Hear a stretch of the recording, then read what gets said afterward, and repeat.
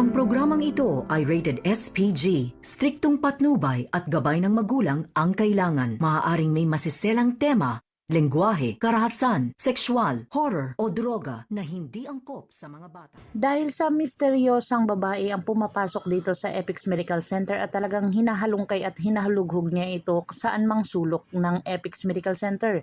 Dito na ipinagtataka ng lahat ng mga tauhan doon, lalong-lalo na ang mga kaibigan ni Annalyn na talagang nakakita sa kanya at saksi sa kanya.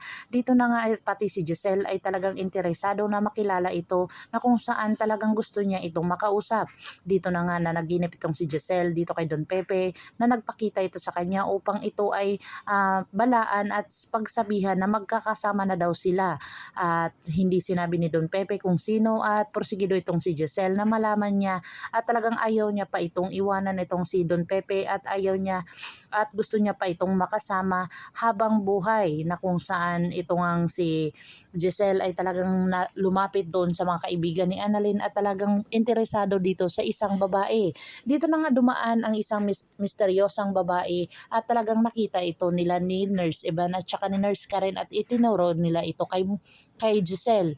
Agad naman na pinuntahan ni Giselle at hinabol ni Giselle ang isang babae at napatanong siya dito kung kakilala niya ba itong si Don Pepe, kung kaano-ano niya ba ito. Agad naman itong nagkasagutan ng dalawa at dito nagsimula ang pagsampalan ng mag-ina. Agad naman itong kinaladkad ni Giselle itong kanyang anak na kung saan nakita ito ng ama nito na si Eric. Dito na ikinagulat ni Giselle ang pagsasabi ni Eric na wag niya daw saktan ang kanyang sariling anak. Dito na nga kaya mapapatawad or manghingi ng tawad si Giselle sa kanyang sariling anak at talagang malalaman niya dito ang buong katotohanan dahil si Chinito ay nagsabi na dito kay Dr. RJ Tanyag. Pakakabangan natin ang mga susunod pa na episode na ito. Ngabot kamay na pangarap. If you like my story, please like, share, and subscribe para ma-update po kayo sa mga susunod pa. Yun lamang po at maraming salamat.